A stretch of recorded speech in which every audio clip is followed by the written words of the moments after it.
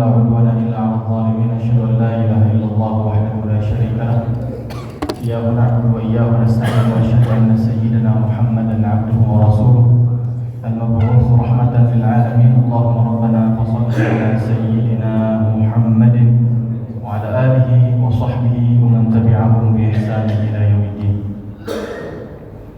سبحانك لا علم لنا إلا ما علمتنا إنك أنت العليم الحكيم لا إله إلا أنت سبحانك إنا كنا من الظالمين اللهم لا سهل إلا ما جعلته سهلا وأنت تجعل الحزن إذا شئت سهلا اللهم علمنا ما ينفعنا وانفعنا بما علمتنا وارزقنا علوما تنفعنا في ديننا ودنيانا وآخرتنا برحمتك يا أرحم الراحمين طبتم وطاب منشاكم وتبوأتم من الجنة منزلا أما بعد. Alhamdulillah, kita bersyukur kepada Allah Subhanahu wa taala. Salawat dan salam kita hadiahkan kepada suri tauladan kita Nabiullah Muhammad sallallahu alaihi wasallam. Jamaah sekalian yang dimuliakan Allah Subhanahu wa taala, kita lanjutkan ayat ke-18 ya. Surat Al-Ghasyiyah. Bismillahirrahmanirrahim. Wa ilas samai kaifa rufi'at.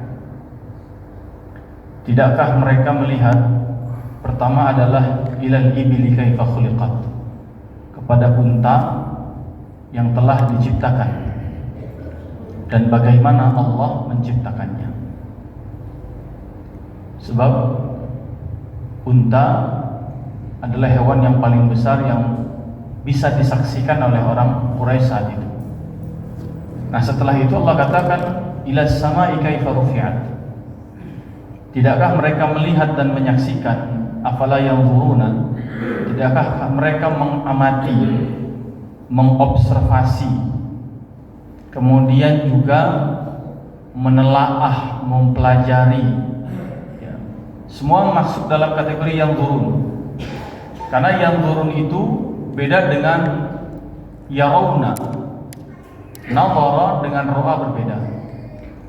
Kalau nadhara itu melihat secara sengaja dengan penuh pengamatan. Kalau ro'a itu melihatnya selintas dan tidak dengan pengamatan.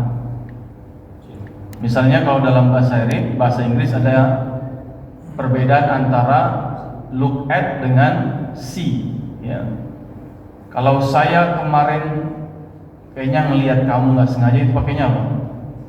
Pakai I saw kan, I saw you ya. Saya melihat Anda kemarin, kayaknya nggak sengaja. Nah, dalam bahasa Arab juga begitu. Ra'aituka bil ams. Saya kemarin kayaknya ngeliat Anda deh. Itu pakai ro'a. Tapi kalau saya sedang melihat kamu, anzuru ilaih. Seorang guru ketika minta diperhatikan, look at me. Bukan see me ya, tapi look at me. Perhatikan, lihat saya dengan seksama. Ya. Begitu juga dengan bahasa Arab, unzur ilayya. Nah, sehingga salah satu turunannya adalah nazar atau nazariyah. Nazariyah itu bahasa Indonesia adalah teori atau konsep. Ada misalnya kitab Yusuf Qaradawi itu tentang nazariyatul uqud atau nazariyatul nuqud. Ya, nazariyatul aqd atau nazariyatul naqd. Ya. Teori dan konsep tentang uang, nazariyatul mal tentang teori dan konsep tentang harta, dan teori konsep tentang akad. Jadi dari kata nazar itu menjadi nazariyah. Kenapa lahir sebuah konsep? Kenapa lahir sebuah teori? Karena akibat dari pengamatan yang mendalam, hasil observasi, hasil melihat, kemudian membuahkan satu teori dan konsep yang itulah bagian daripada ilmu tadi. Nah, ketika Allah meminta kita untuk afala yanzuruna ilal ibli kaifa khuliqat wa ilas samai kaifa rufi'at. Bukan hanya kita melihat ke langit, tapi melihat dengan penuh keseksamaan gitu. Dengan penuh pengamatan, dengan penuh pentadaburan, dengan penuh penghayatan. Apa yang perlu dihayati? Lihatlah ke langit. Rufi'at 'anil ardi bila 'amadin. Ketika Allah menciptakan langit, langit itu proses penciptaannya rufi'at, diangkat dari tanah ya. Dalam kondisi bila 'amad, tanpa tiang sama sekali. Dan saya wallah sudah pernah menjelaskan atau belum di sini. Ya, bangunan apa yang bisa langsung atap tanpa tiang?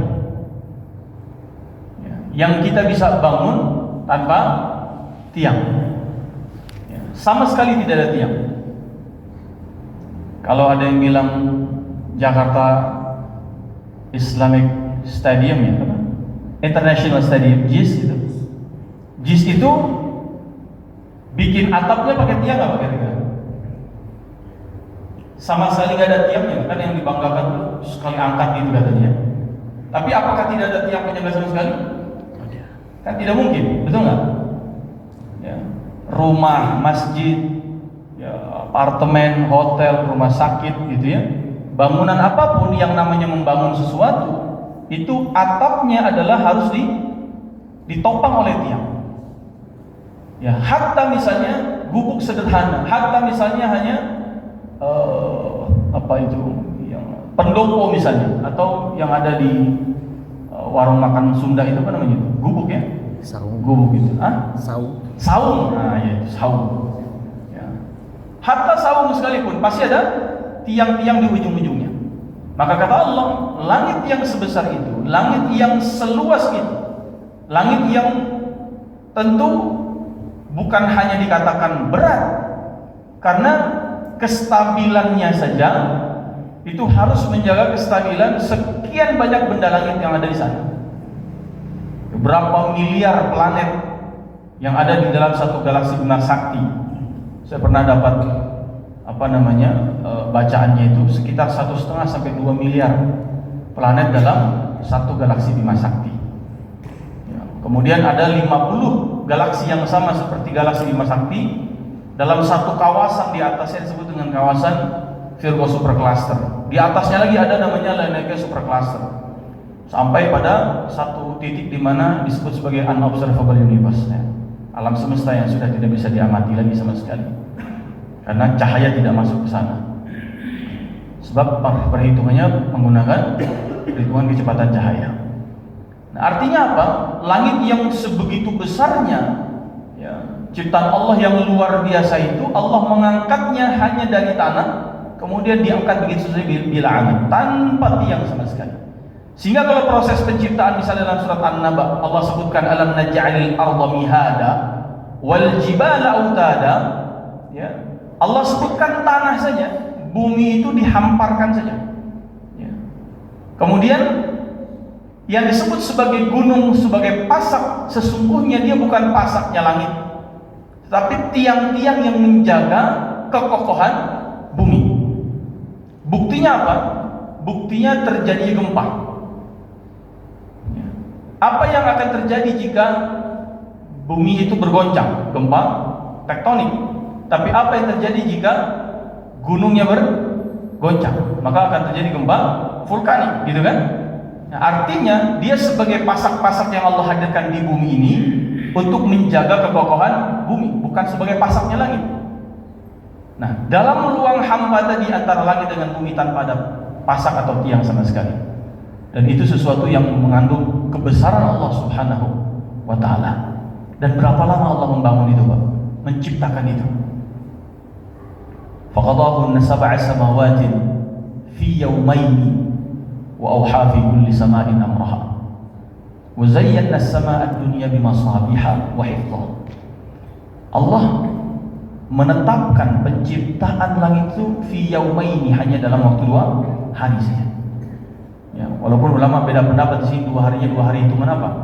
2 hari akhirat atau hitungan dunia.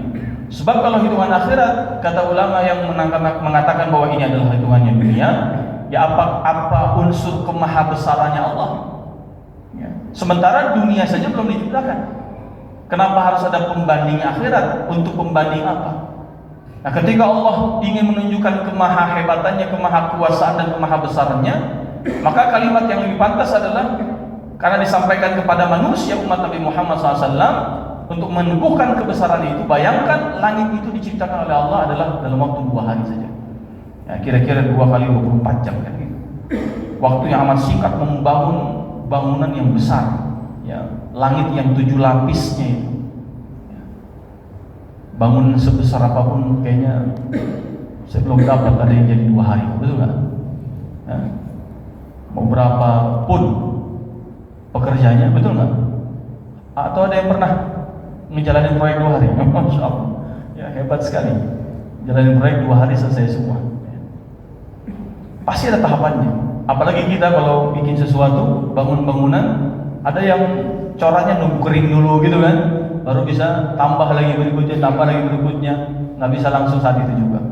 Nah, ini sekali lagi menunjukkan tentang kemahabesaran Allah, kemahakuasanya Allah, sehingga apalah yang bisa menjadi bahan dan alasan kita untuk sombong di hadapan Allah Subhanahu wa taala.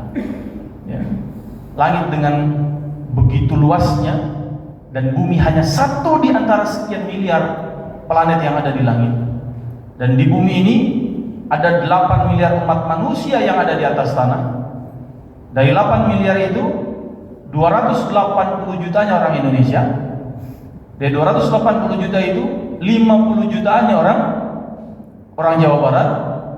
Dari 50 jutanya itu 2,5 juta orang Depok. Dari 2,5 juta itu ya 100 atau 200 ribunya adalah orang Cimanggis. Dari 200 ribu itu 70 ribunya orang Kelurahan Tugu.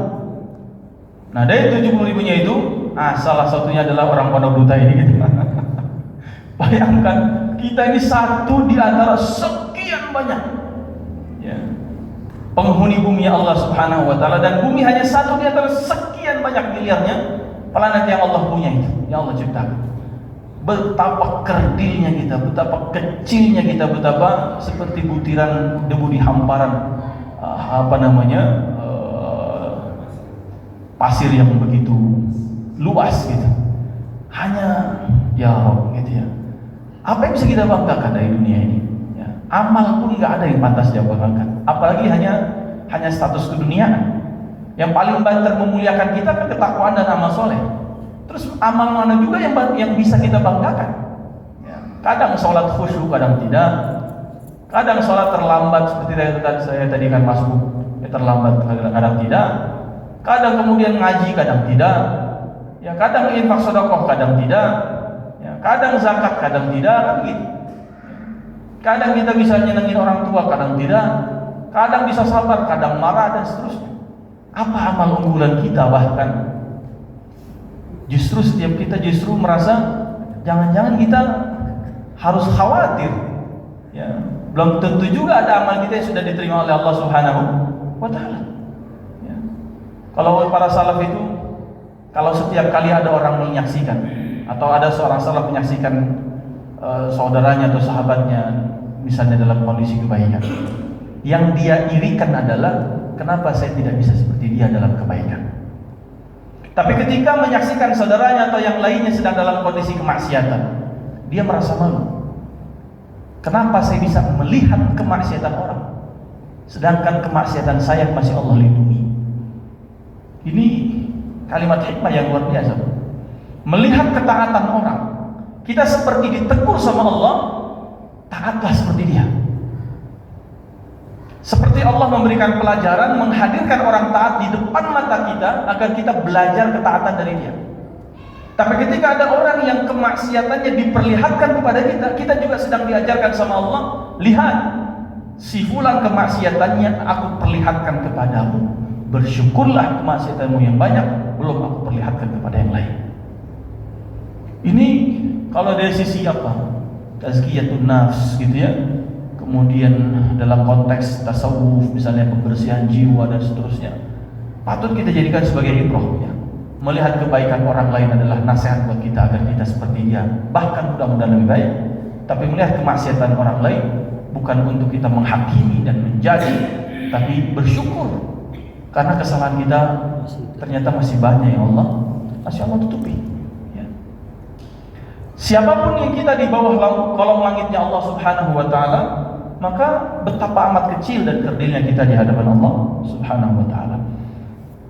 Ai fala yanaluha syai'. Saking tingginya langit itu, tidak ada satu pun yang bisa mencapainya. Makanya tadi dalam ilmu pengetahuan saja, ini saya lupa penulisnya, ada buku yang ditulis oleh almarhum orang Muhammadiyah, dosen profesor di ITB, ya astronomi. Ya, beliau suka ceramah juga di Masjid Salman.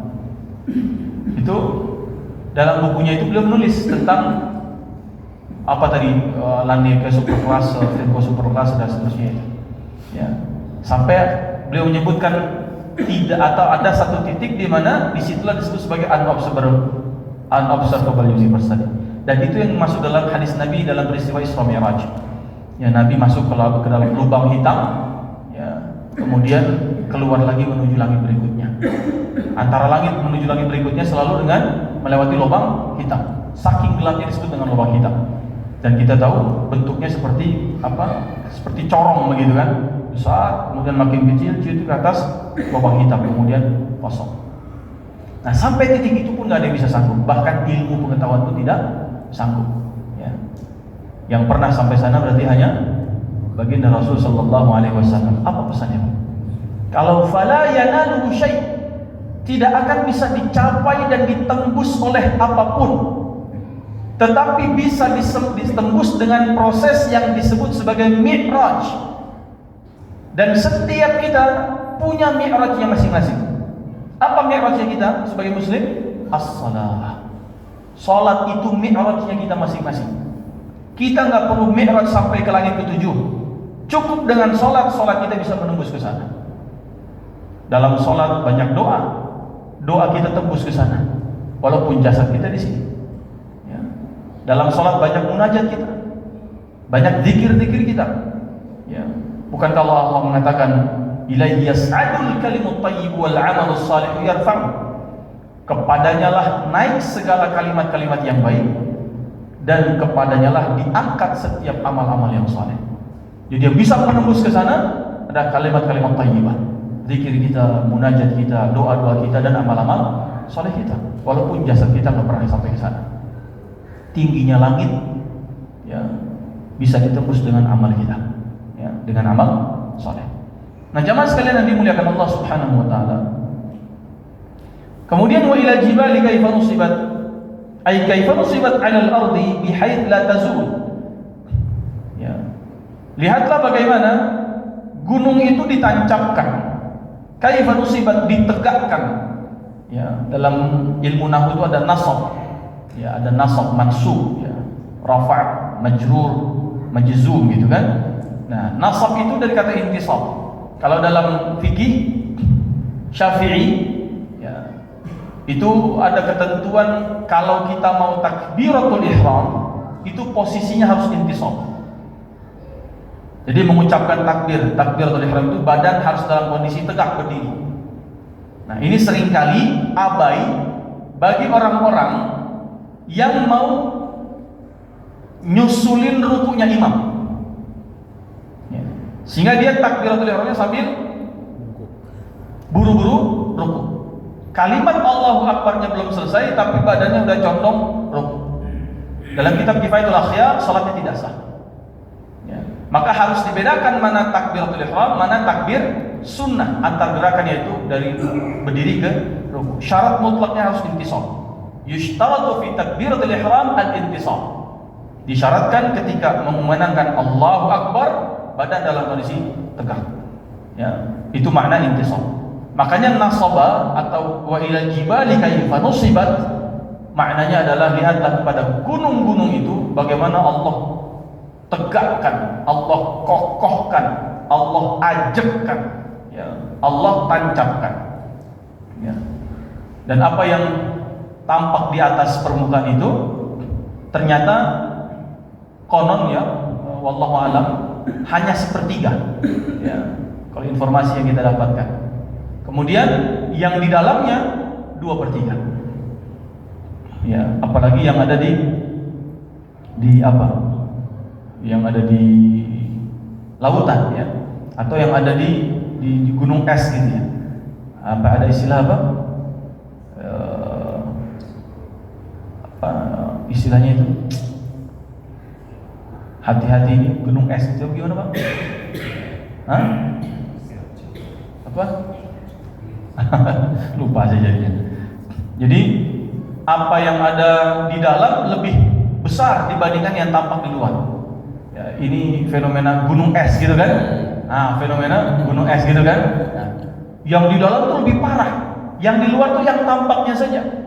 Padahal yang di dalam lebih luar biasa. Ya, misalnya ada orang ketangkep cuman gara-gara 100 juta, padahal yang di dalamnya lebih parah. Nah, ini yang di dalam ini fenomena gunung es gitu kan istilahnya.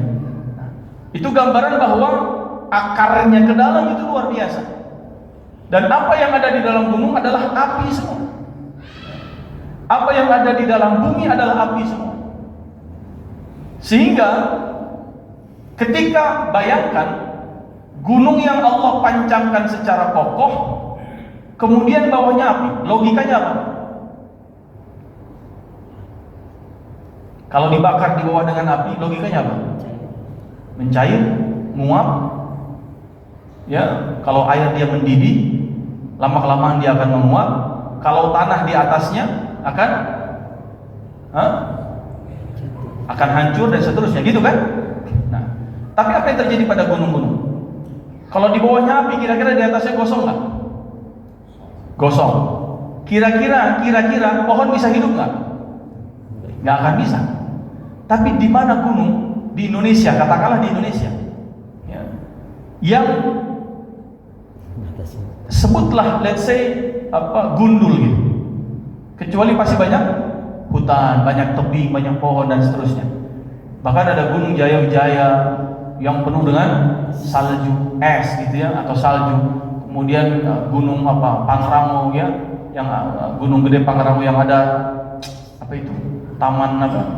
Surya Kencana. Hah? Surya Kencana. Bunga apa namanya? Edelweiss gitu kan. Ini yang pernah naik gunung aja yang tahu berarti. Surya Kencana. Ada taman Edelweiss yang luar biasa luas itu di Gede atau Pangrango saya lupa ya. Gede, Kita itu naiknya warung Gede dan Pangrango. Gede, Pak. Ya. Bayangkan seperti itu gunung yang bawahnya adalah api. Logika kita akan mengatakan apa yang ada di dalamnya api, di bawahnya api pasti panas. Ya. Tapi gunung rata-rata apa? Dingin. Ya. Bukan hanya bagaimana gunung ditancapkan, tapi setelah ditancapkan apa yang dihasilkan oleh gunung di sekitarnya? Kesejukan. Ya. Apalagi kalau sampai naik gunung, ngopi gitu, masya Allah. Ya, minum kopi hangat-hangat luar biasa.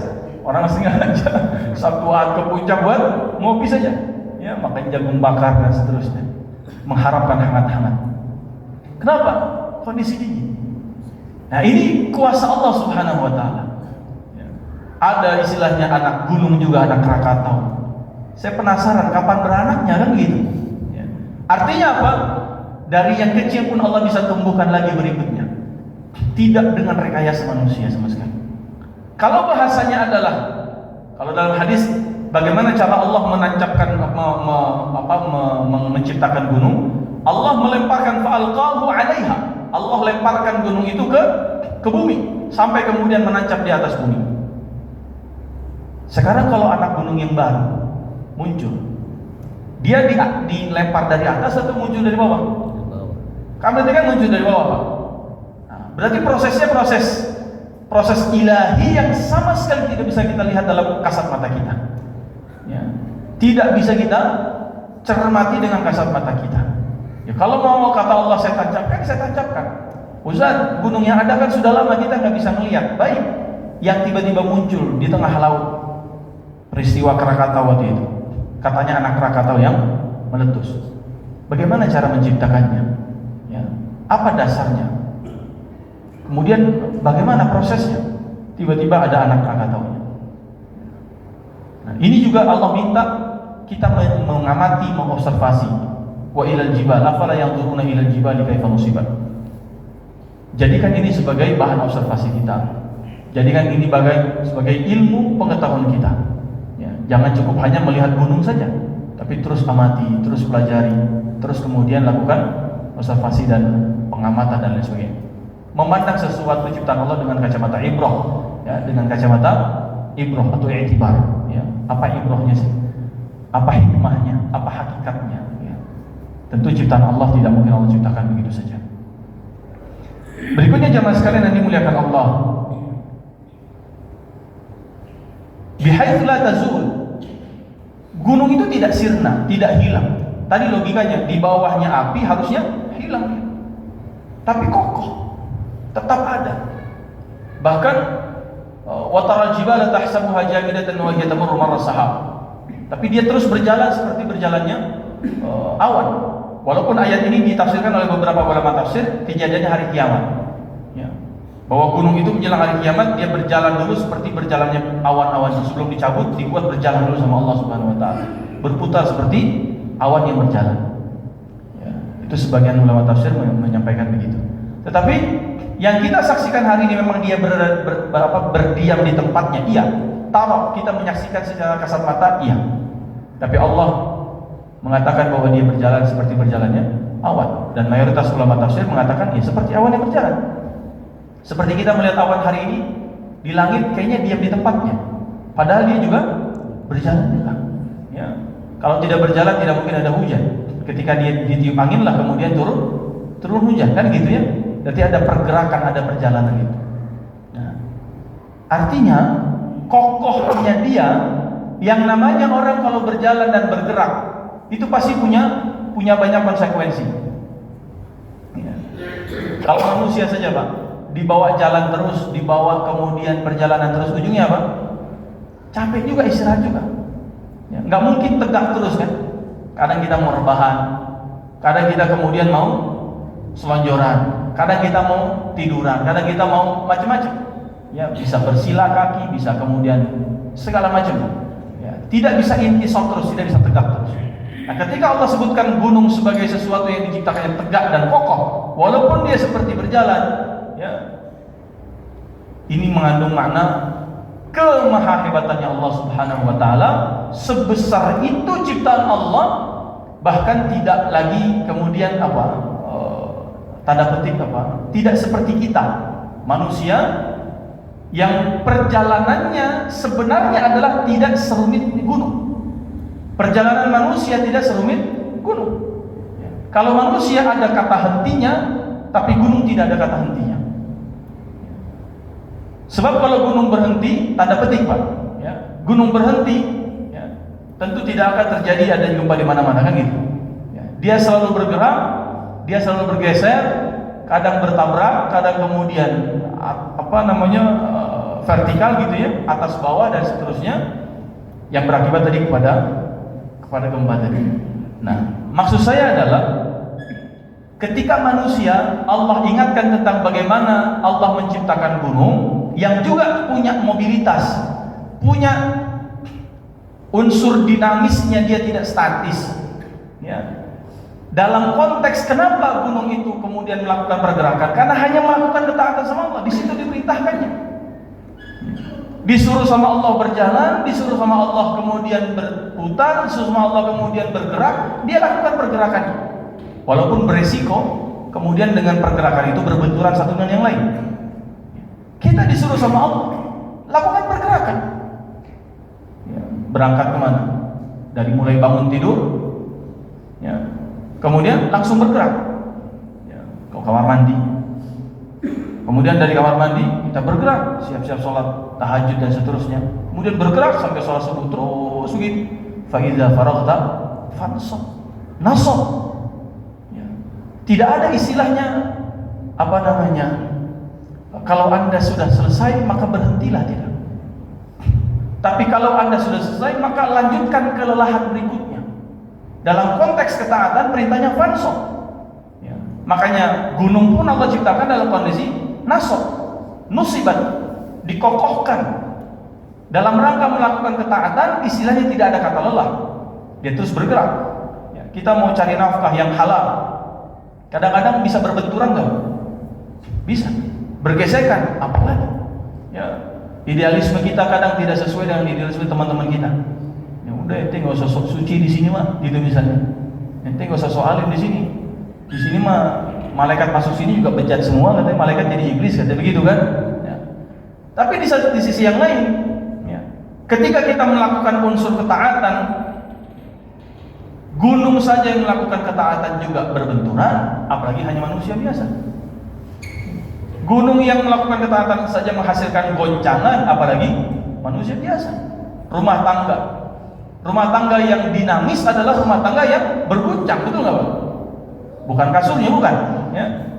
Tapi apa? Suasananya kan, kadang marah, kadang kadang ribut, kadang berantem, kadang salah paham, kadang tersinggung, betul nggak? Tidak ada satu rumah tangga yang tidak ada guncangannya. Yang adem ayem statis begitu, diem gitu, akan ada. Pasti kayak roller coaster kan, naik turun muter balik begitu. Pasti begitu semua.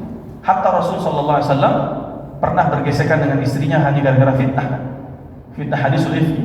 Ada beliau mendiamkan istrinya sampai kurang lebih 40 hari. Sampai turun firman Allah dalam surat An-Nur ayat 11 sampai sekitar ayat 20-an itu. Artinya apa?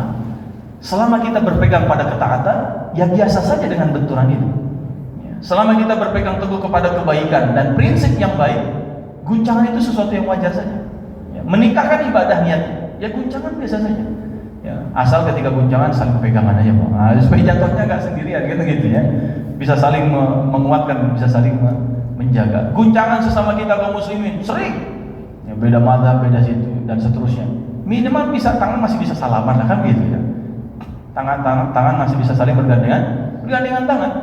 Jangan sampai sudah pun terjadi guncangan, akhirnya apa? Meletus. Nah, gunung kalau udah meletus, bahaya tak? Selama masih berguncang saja ya udahlah gitu ya. Wajarlah gitu kira-kira kan. Tapi kalau sudah meletus, sudah mengeluarkan apinya dari dalam, kemudian sudah mengeluarkan asapnya, wedus gembel ya, wedus gitu ya. Udah ngeluarin asap-asapnya dan seterusnya, ini udah malapetaka. Kalau goncangan dong biasa, rumah tangga goncangan biasa. Tapi kalau sudah keluar semua unek-unek hatinya, kemudian marahnya, apinya keluar, ini yang bahaya, bisa malapetaka. Begitu juga kaum muslimin. Goncangan pendapat, beda pendapat biasa. Tapi kalau udah saling mengkafirkan, saling menyesatkan dan sebagainya, ini yang malapetaka. Ya. Nah, ini bagaimana kekokohan gunung disimbolkan dengan ayo orang muslim, orang mukmin, kita kokohkan prinsip kita, kokohkan iman kita. Ya, iman itu juga ditancapkan oleh Allah dalam hati. Sebagaimana Allah menancapkan gunung dalam bumi. Ya, kalau sudah kokoh apa yang ditancapkan, maka tidak mudah goyang walaupun dia berjalan kemana-mana. Seperti gunung, walaupun dia berjalan kemana-mana dia tetap kokoh, tidak pernah berubah. Namanya pun dari dulu tetap sama kan? Gunung Cermai tetap Cermai, Gunung Gede Pangrango tetap Gede Pangrango, Gunung Jayawijaya tetap Jayawijaya. Nah, kita kemanapun selama kita kokoh prinsipnya, status kita tetap muslim. Ya, nama saya tetap fulan dan seterusnya. Ya. Berikutnya adalah wadzalika anna al-ardha lamma duhiyat madat farsaha bil jibal. Seandainya bumi ini tidak ditancapkan gunung, maka bumi akan hilang. Bumi akan hilang begitu saja, akan sirna. Makanya salah satu cara Allah menyusun tanda petik ya, protapnya kiamat itu, SOP-nya kiamat itu sebelum terjadinya guncangan bumi, gunungnya dulu dicabut. Ya, karena ketika gunung dicabut maka langsung bumi berguncang semuanya. Dan berapa jumlah gunung di bumi ini, Pak?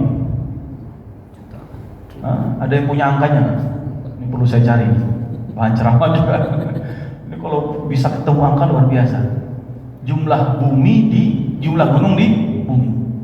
Dan rasanya setiap negara ada gunungnya nggak kira-kira? Ada ya? Kalau setiap negara ada gunungnya, subhanallah. Setiap gunung dicabut semuanya, wa takunu jibalu kal'ihnil manfush dan seterusnya. Terjadilah gempa bumi yang saling bersusul-susulan. Itulah yang Allah sebut dengan idza zulzilatil ardu zilzalah. Ya. Gempa bumi yang saling bersusul-susulan. Terus begitu. Kenapa? Selama ada pergerakan. Ya. Persis seperti gempa tektonik, ya, gempa vulkanik. Selama gunungnya masih gempa, masih goncang, dia pasti akan terus menghasilkan goncangan berikutnya pada bumi. Minimal pada daerah sekitarnya. Ya. Nah, sehingga kata Imam Qurtubi, itulah kenapa bumi akan serta-merta hilang ketika gunungnya juga Allah cabut. Fa'arsaha bil jibal, makanya Allah panjangkan ya gunung itu sebagai pasak bagi bumi yang mengokohkan posisi bumi. Sekali lagi dia bukan pasaknya langit, bukan tiang langit. Selama ini memaknai wa idzal alam naj'alil arda mihada wal jibala autada. Autad itu seolah tiangnya langit, bukan. Dia tanpa tiang langit. Ya. Allah katakan bi ghairi amadin tarunaha. Langit itu diangkat tanpa tiang sebagaimana kalian bisa lihat. Nah, berikutnya wa ilal ardi kaifa sutihat. Lihat juga, perhatikan bumi bagaimana Allah bentangkan, Allah hamparkan. Busitat wa muddan, dihamparkan dan dibentangkan. Wa qala Anas bin Malik shallaitu khalfa Ali radhiyallahu anhu faqara kaifa khuliqat wa rufi'at wa nusibat wa sutihat bi dhammi ta'at. Adhafa dhamir ila Allah taala. Kata Sayyidina Anas bin Malik, saya pernah sholat di belakang Ali bin Abi Thalib dan beliau membacanya bukan khuliqat, bukan rufi'at, bukan nusibat, bukan sutihat, tapi taknya dipakai dhammah. Afala yanzuruna ilal ibili kaifa khalaqtu wa ilal samai kaifa rafa'tu wa ilal jibali kaifa nasabtu wa ilal ardi kaifa satahtu. Apa bedanya sutihat dan satahtu? Apa bedanya khuliqat dan khalaqtu? Kalau khalaqtu berarti aku menciptakan. Kalau khuliqat diciptakan. Bedanya hanya di situ. Tapi kalau nanti kita mendengar ada imam membaca ya menggunakan dhammah, tak belakangnya bukan sukun, kemudian huruf pertamanya bukan dhammah tapi pakai fathah, berarti dia pakai riwayat dari Ali bin Abi Thalib. Ya, itu juga silahkan, jangan sampai kita protes. Ya, itu ada riwayat. Berikutnya, wa bihi kana yaqra Muhammad bin Samayqa wa Abu Aliyah wal maf'ul mahdzuf wal ma'na khalaqtuha wa kadzalika sa'iruha. Begitu juga disampaikan oleh Muhammad bin Sumayqa dan Abu Aliyah. Wa qala Al-Hasan wa Abu Hayrah wa Abu Raja suttihat. Ya, Al-Hasan membacanya dengan suttihat bukan sutihat.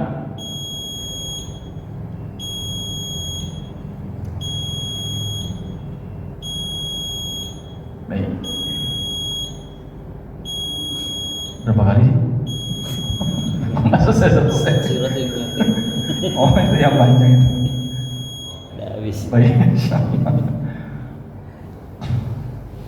Baik, kita cukupkan dulu sampai di wa ilal ardi kaifa sutihat. Baik, kita cukupkan insyaallah. Cukup ya. Selanjutnya kita insyaallah ayat ke-21 saja. Aqul qouli hadza wa astaghfirullah li wa lakum, astaghfirullahal azim, subhanakallahumma wa bihamdika asyhadu an la ilaha illa anta astaghfiruka wa atubu ilaik. Assalamualaikum warahmatullahi wabarakatuh. Waalaikumsalam warahmatullahi wabarakatuh.